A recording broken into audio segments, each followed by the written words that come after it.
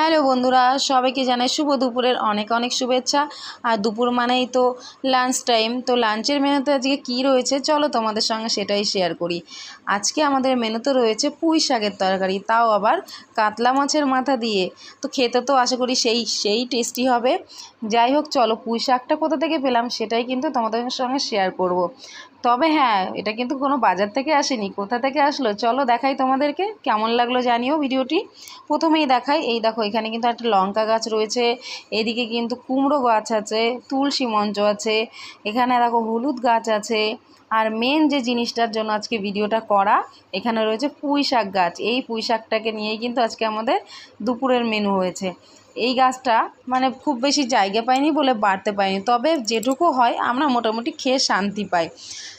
যাই হোক, আমাদের বাড়ির মধ্যে কিন্তু নানান প্রজাতির গাছ রয়েছে। ওইদিকে দেখো পাতাবাহারি আছে, আর ওই যে দেখতে পাচ্ছ দূরে, ওখানে কিন্তু একটা কচু গাছ রয়েছে। এখানে কিন্তু এর আগে বিশাল বড় একটা কচু হয়েছিল, আর সেই কচুটা তোলার পরেই কিন্তু আবারও ওখানে অনেকগুলো কচু গাছ হয়েছে।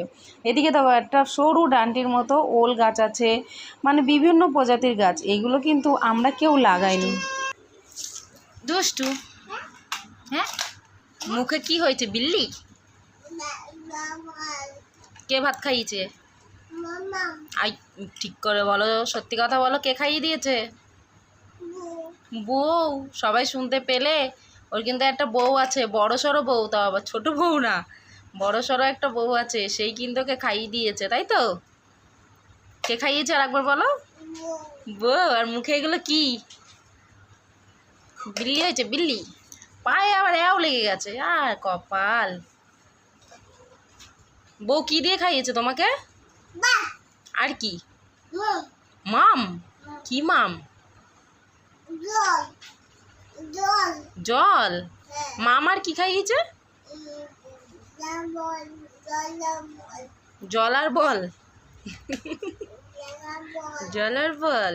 আর যেটা তোমাদেরকে বলছিলাম বন্ধুরা, এই যে নানান প্রজাতির গাছ, এগুলো কিন্তু কোনোটাই আমরা নিজে হাতে লাগাইনি। এটা কিন্তু নিজে থেকেই আমাদের বাড়ির মধ্যে হয়েছে, যাকে বলে প্রকৃতির দান। যাই হোক, খুবই সুন্দর লাগে, বাড়ির মধ্যে তাকালে একেবারে পুরো সবুজ সবুজ গাছে ভরা। আর এদিকে দেখো আমাদের পুঁই শাকটাও কিন্তু অলরেডি রান্না হয়ে গেছে, আর নিয়ে নিচ্ছি গরম গরম ভাতে। আর আমি রান্না করেছিলাম চিংড়ি মাছ ভাপা আর ডাল সিদ্ধ। আর এই চিংড়ি মাছটা এত পরিমাণে ঝাল হয়ে গেছিলো আজকে, আমার জন্য একবারে নাকের জলে চোখের জলে হয়ে গেছিলো। এমনিতে আমরা একটু বেশি ঝাল খাই, কিন্তু তারপরেও যেন আমার একটু বেশিই ঝাল লাগছিলো। কিন্তু ঝাল ঝাল রান্না হলে খেতেও কিন্তু দারুণ লাগে, কি বলো? তো পুঁই শাকটাও খেতে কিন্তু অসাধারণ হয়েছিল। তারপর আবার মাছের মাথা দেয়া। আর এইরকম সব রেসিপি থাকলে আর কি চাই বলো তো? মাছ মাংসকেও হার মানিয়ে দেয়, তাই না?